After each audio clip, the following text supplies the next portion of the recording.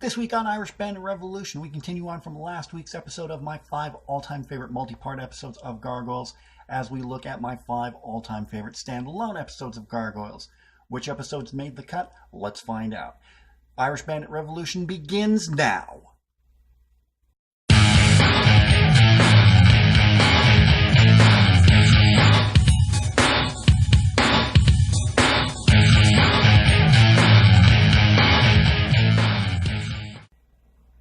Welcome back to another edition of Irish Bandit Revolution. I hope everyone is having a great week. I, as always, am your host, the one, the only, the second Irish Bandit. This week on Irish Bandit Revolution, continuing on from last week's theme of my 5 all-time favorite multi-part episodes of Gargoyles, we're going to be talking about my 5 all-time favorite standalone episodes. Now, these could have bridged the gap. These could have been just like one-off episodes, filler episodes, I guess you could say. But these are the episodes that really made an impact and really confirmed what a great series Gargoyles was. You know, you didn't just have the animation, you didn't just have the great characters, but you had a great story told within a 20-minute time frame. 30 minutes if you include commercials. So we're going to talk about those 5 episodes today, and let's just kick it right off. Coming in at number 5, this was a great episode and introduced a great team of villains in the first season. This was the... I think this was the 6th episode coming out of the 5-part premiere. From Season 1, Episode 6, Thrill of the Hunt. Thrill of the Hunt was the first single-part episode of Gargoyles, and it introduced us to our first major villains outside of Demona and Xanatos in the Pack. Just a quick summary of the plot. The Pack is a popular television show that the Gargoyles enjoy. Not knowing the difference between television and reality, Lexington makes contact with them in hopes of finding allies, but in his surprise he finds that they are far from heroic in real life. That's just a quick summary of what happens in the episode. We're introduced to Fox. We're introduced to Dingo. I'm going to get to be the voice of Dingo, but we'll get into that next week. we get to meet the brother and sister team of Jacqueline Hyena, and we get to meet Wolf, who's voiced awesomely by Clancy Brown, who also voiced Hakon in the first episode of Gargoyles, the Viking captain. Just quickly... to her surprise, Elisa is welcomed to the Ear building as Owen Burdett remarks, Xanatos is not one to hold a grudge. I guess that's kind of true. He's kind of always laid back. He's like the cool villain. Was always a cool villain within the first 2 seasons until he made a shift. Because then in the 3rd season, him and Fox were more allies with the Gargoyles, which... Like I keep saying, I've never watched the 3rd season, so I don't know. Maybe, hopefully, Disney brings it out on DVD or releases it on a streaming service, and I'll watch it, but we'll see. The Manhattan clan wakens from their stone sleep as Owen departs. The clan greets Elisa. Hi, Elisa. Bye, Elisa. The trio and Hudson leave. Goliath tells Elisa that the rest of his clan is fascinated by the television and hurry every night to watch it. Seeing that Goliath considers Xanatos defeated and the castle theirs, Elisa tries to explain that Xanatos' sentence will be up in 6 months and that he is still legal owner of the castle. I guess that was more of the B plot, with the A plot focusing on the Pack. In the castle's TV room, Hudson and Bronx are settling down to watch television. Hudson finds that the Pack, an action TV show that he and the trio enjoy, is on all the channels, which has apparently happened before. The trio enters and Hudson expresses his irritation at being unable to watch anything else night after night. The 3 young Gargoyles, however, seem happy to watch it. As the show ends, an announcement informs the Gargoyles that the show's stars, Fox, Wolf, Dingo, Hyena, and Jackal, will be appearing live at Madison Square Garden that very night. Lexington seems particularly enthusiastic. He believes that the TV heroes are real warriors like himself and his clan. That was the basic message of this episode, is fiction and reality are 2 different things. What you perceive isn't always what it seems, and it has a great line from Hudson at the end of it. echoing that very statement, that just because you see something doesn't mean it's actually real, which is, a little bit of a sidebar here, getting back to when I was a kid. That was always something my parents always installed in me from the very beginning. What you see, it's kind of that thing of what you see isn't always what you get. So, when I was younger, I thought professional wrestling was real. I couldn't understand why someone would name themselves or have their parents name them Big Boss Man or Ultimate Warrior or anything like that. It's, my parents finally had to sit me down and say, wrestling is not. Okay, I don't say wrestling is fake, but it's predetermined. They have, these are storylines. In a way, they're actors portraying these characters, but it's more, athletic acting. His real name isn't the Big Boss Man. It's Ray Traylor. His real name isn't Ultimate Warrior. It's at the time it was Jim Hellwig. He later changed his name to Warrior. I guess you could call that living the gimmick. His real name isn't Hulk Hogan. His real name's Terry Bollea. So it's one of those things where you don't always believe what you see, and just because someone may act heroic doesn't mean they particularly are. So I think that's a great message, and I think it was a great episode to have after the 5-part premiere. So it was really excellently done, really well done, and just an episode that I enjoy every single time that I watch it. And with all these episodes, I enjoy them more and more the more I watch them. Because if you ask me, Gargoyles never ages. It just keeps on that same high level. Whereas the only other show that I can think of that doesn't has aged well, I should say, has been Batman the Animated Series. Where you look at something like X-Men and Spider-Man from Fox Kids, they didn't necessarily age all that well. But I'm rambling now. Thrill of the Hunt, excellent episode. Another great episode from season 1. This came 2 episodes later. This episode was actually banned for the longest time. Just an excellent episode talking about gun safety, something you wouldn't see. And you actually see blood, something you wouldn't normally see in a children's animated series. Coming in at number 4 is my 4th favorite Gargoyles episode, Deadly Force. The episode Deadly Force is notable for a whole bunch of different reasons. This was the first time we focused on one member of the trio, as they're called, of Lexington, Broadway, and Brooklyn, and showed showed Broadway's relationship with Elisa. And this is quite arguably the most controversial episode of Gargoyles there was. In summary, Broadway accidentally shoots Elisa with her gun. Racked with guilt, he takes her to the hospital and then goes off on his own to take his frustrations out on any criminal he can find. When the others hear, they assume that it was the work of a gangster Elisa was investigating and set out to take him down permanently. That's just a quick explanation, but the whole episode itself is just wrapped up in this just excellent story. And it's like I said, it was one of the first times we actually saw blood in a children's animated series, and it was shocking to say the least. And you had a great voice role by Richard Grieco as the gangster. What was his name again? Tony Dracon. He just did an amazing role as this gangster. Some notes in continuity. Tony Dracon, this is another reveal of another, wouldn't call him recurring, but he popped up once in a while. Of Tony Dracon, his criminal organization is revealed. This is the first episode in which ordinary crime is the main focus of the episode. Matt Bluestone is introduced in a non-speaking role, serving as Captain Chavez's driver during her pursuit of Tony Dracon. This is also the first time we see Captain Chavez. Quick note, Elisa's name wasn't always Elisa Maza. She was supposed to be Elisa Chavez originally in the script, but that got changed to Captain Chavez. We also see Elisa's family background is first revealed as part Native American, part African American. A background that was inspired by her voice actress Sally Richardson. Sally's physical appearance also strongly influenced Elisa's character design. I watched a video recently, and yeah, you could see that there was a lot of Sally Richardson in Elisa's character.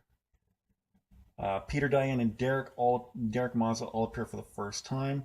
Yes, it would be the first time we see Derek Mazza, but not the last time, because he goes on to play an integral role in the Gargoyles mythos. And Elisa's sister, Beth, is mentioned for the first time. This is also the first episode appearance of Cagney. That's Elisa's cat, and her first look inside her apartment. We'll talk about more about that in a bit.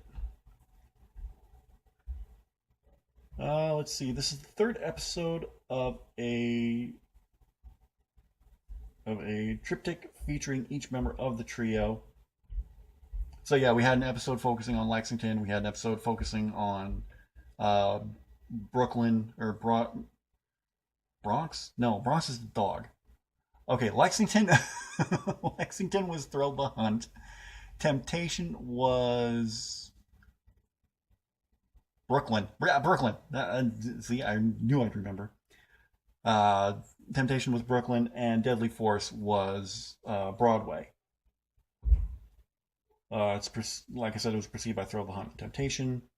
Though it was initially pulled from a rotation due to sensitive subject matter of gun safety, which was the theme for the episode, it was later allowed to be re-aired, but with a censorship edit made by digitally removing Elisa's blood when she was shot. Now that was actually put back in for the DVD release. Toon Disney XD edits from the point where Broadway discovered that he shot Elisa. Instead of showing the original wide shot of her laying in a pool of her own blood, they go to a close-up of her face instead. Also, after the commercial break, when he picks her up to carry her off to the hospital, there's a split-second edit to cut out any glimpses of blood. So, you can see why this caused an uproar, but I think this is a great episode with a fantastic message applied to it. I'm not going to get into the whole gun control debate here. This is not the time for it. This is not the place for it. But this is an excellent episode about gun safety, at least. So it's definitely one that you should watch if you're getting into the Gargoyles series. Coming in at number 3, we just met like villain after villain in the first season. Because first we met Xanatos, then we met Demona, then we met the Pack, then we met Tony Drinkon, and then we met another great villain. He's one of my all-time favorite secondary villains, really. Like, David Xanatos was the top. He'd have to be like number 2 or 3. It interchanges with him and Demona from time to time. But coming in at number 3, great episode, great voice actor voicing this character. Coming in at number 3, enter Macbeth from Season 1, Episode 9. Directly following Deadly Force.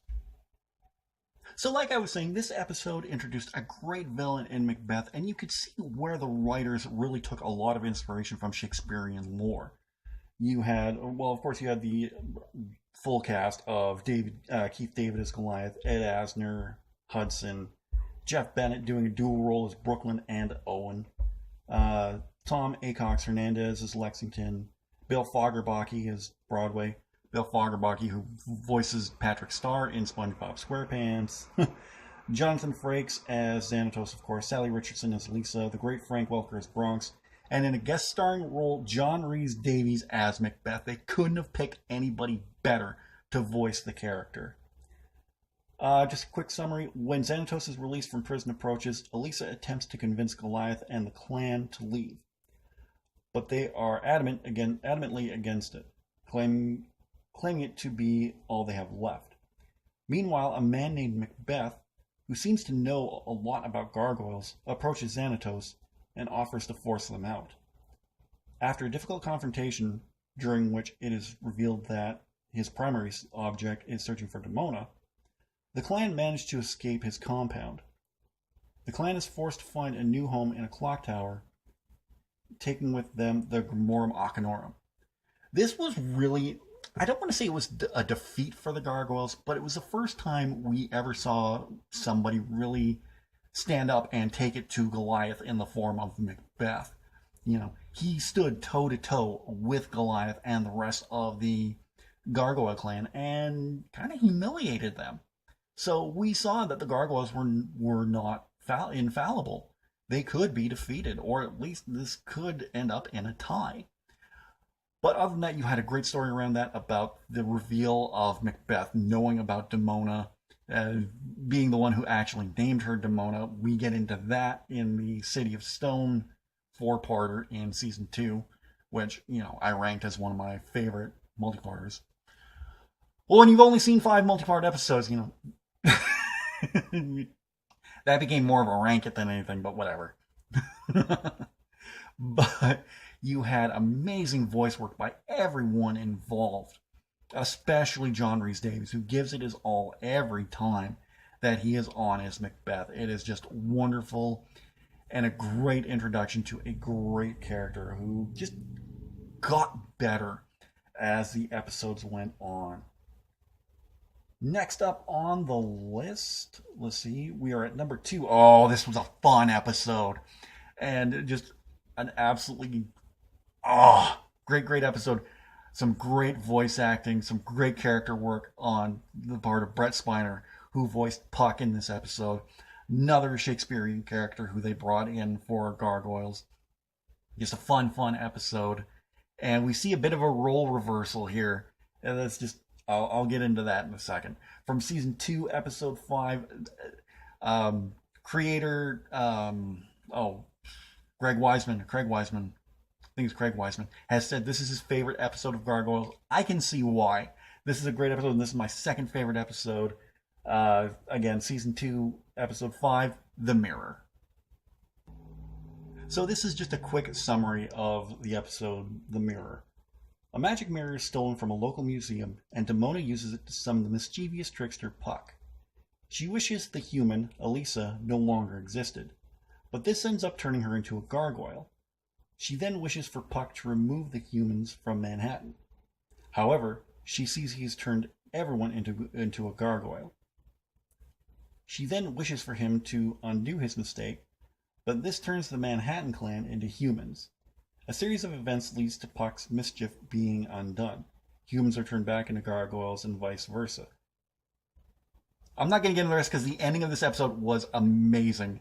So well done, because Puck took everything Demona said and twisted it around.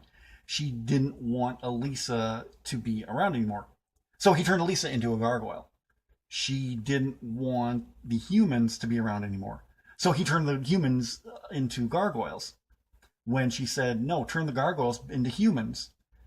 Okay, I'll turn the Manhattan clan into humans. It was so well done and so masterfully worded by Puck, by Brett Spiner, who portrayed Puck.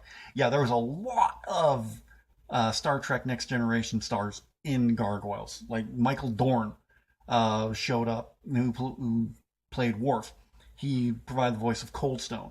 Right here you have Puck, who was voiced by Brett Spiner. Even if we don't go into Next Generation, you had original series. Nichelle Nichols voiced Elisa's mother. Captain Janeway, Kate Mulgrew voiced Titania. So a lot of great actors voicing people. Not related to Star Trek, but James Avery had a guest role. James Avery from Fresh Prince of Bel-Air, Shredder from the original Turtle series. And again, you had the regular cast, and Brent Spiner's Puck. Some notes about this episode. This episode introduces Puck, and by extension the children of Oberon, who we see later on. This could be considered a foreshadow to the Avalon World Tour. Demona comments on Puck serving a human, foreshadowing later revelations, which I won't get into because that's a big one right there. And as of this episode, Demona... no, I almost gave it away. This episode features a reunion between Star Trek cast members Marina Sirtis and Brett Spiner, who played Deanna Troi and Data respectively.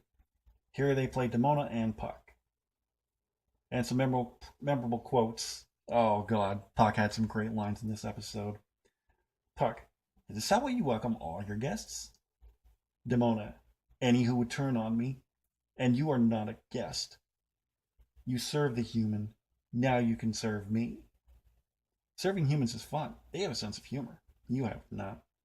Perhaps not, Puck, but I have you. Then got a great exchange between Brooklyn, Lexington, Broadway, and Hudson. Wouldn't it be great to be a shapeshifter? We wouldn't have to hide. We could fit in anywhere. We could find new friends, maybe even love. Be careful what you wish for, lad, which is a great rule to live by. So yeah, the Mirror is just a great, great episode. So fun, and just everything about it is so well done, from the animation to the acting.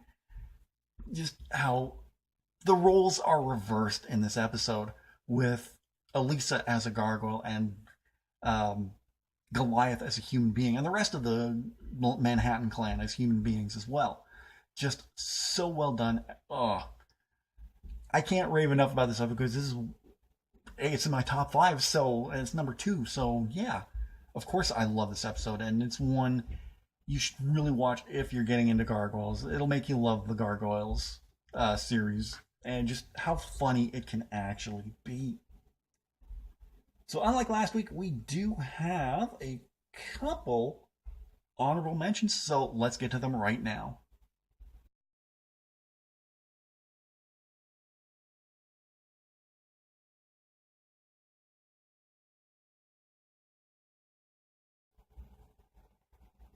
So here it is, my all-time favorite standalone episode, and probably my all-time favorite episode of Gargoyles, period. You can throw in the multi-part episodes, you can throw in all the standalone episodes. This, hands down, is my favorite episode, and I'll get into it in a little bit. From season 2, it was the 43rd episode of season 2. This is just a fantastic episode all around, and such a crushing episode in a way when you watch it. Coming in at number 1, my all-time favorite Gargoyles episode, Future Tense. Future Tense is the 43rd episode of this season, and it's the 56th season overall, and it debuted April 25th of 1996. This happened after the Avalon story arc and during the Avalon World Tour. While attempting to return to Manhattan, Goliath is struck by lightning. When he regains consciousness, he and the other Avalon travelers, Elisa, Bronx, and his daughter Angela, yeah, him and Demona had a daughter, discover that 40 years have passed and Xanatos has wreaked havoc in the island. Goliath is rescued by an aged Matt Bluestone and Claw of the Mutant Clan. But Elisa and Angela are taken to the Airy Pyramid. They reveal that Hudson died as the first resistance fighter, and Brooklyn leads the clan with Demona at his side. Broadway was blinded in a battle with Dr. Savarius, who was, well done, well voiced by Tim Curry. I didn't get to that, but oh my god, they picked a perfect voice when they picked Tim Curry as Dr. Anton Savarius, and the Ultra Pack. And Lexington has added cybernetic pieces to his body, kind of like how the Pack did in season 2. Yeah. Throughout the battles against Xanatos and his various minions, such as Talon cyborgs, Thalog cyborgs, and Steel Clan robots, Goliath repeatedly refuses to use the Phoenix Gate, which is a magical emblem used to traverse time, to change history despite prompts from various allies. The Gargoyles of Manhattan reveal a man on the inside, Alexander Fox Xanatos, who is the son of Fox and Xanatos, who intends to dethrone or usurp his father, but is killed at the penultimate moment somewhere in cyberspace. During the climactic battle, almost all of Goliath's allies are destroyed, and Xanatos is revealed to be a computer program modeled after Xanatos and created by the cybernetic Lexington, who has been utilizing it for years to control the sovereign nation of Manhattan and prepare a conquest in the entire world. That's all I'm going to say about it, because I don't want to give too much away, but this was just a masterfully done episode. You know, the layers of subversion that were in here, because first you think it's Xanatos, but then you find out Xanatos is dead and his consciousness is running in a computer program that was created by Lexington, who turned evil. Like, that was just, this was such a well done episode. Such a depressing episode, I guess you could say, as well, with everything that happened in it. And it was just, oh, I watched this one and I couldn't believe what I was watching. And then the ending just paid off big time. It was, like I said, I don't want to give away the ending to it, but it is, that was 1996, 2016, 17, 8, that was 22 years ago, but I don't want to give anything away. So if you want to find out what happened, and if you watch Gargoyles, that's all I can say. Like, for this past season alone of Irish Bandit Revolution, that's all I can say. Watch Gargoyles if you haven't watched it already. You're not gonna be disappointed if you love animation and Disney animation as much as I do. It was well done, well acted, and it didn't play down to its audience. In fact, it tried to bring older generations into it as well, not just little kids, but teenagers, adults. There was something in Gargoyles for everybody to enjoy, and that's what I take away from it to this very day. So I think that will wrap up the Gargoyles discussion for this season. Well, that about wraps it up for this episode. I hope you guys enjoyed it. If you did, don't forget to hit that like button. I'd really appreciate that. What is your favorite standalone episode of Gargoyles? Let me know in the comments section down below. Don't forget to share this video anywhere you can on all the usual suspects like Facebook, Twitter, wherever. Over my shoulder right here, you can see a link to last week's episode where we're talking about my 5 all-time favorite Gargoyles multi-part episodes. So go back and watch that if you haven't already. Don't forget, in the description down below, you're going to see a link to my merchandise store on Redbubble where you can pick up all your Irish Bandit merchandise. We have t-shirts, leggings, tank tops, lady racerbacks, stickers. We have phone cases for iPhone and Samsung. We have iPad cases.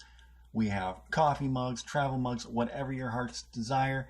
You can pick it up at the Irish Bandit Shop on Redbubble.com. You can just search Irish Bandit Shop or go to the link provided in the description down below. I do get a small percentage of the profits, but all those will go towards making this a bigger and better channel for your viewing experience.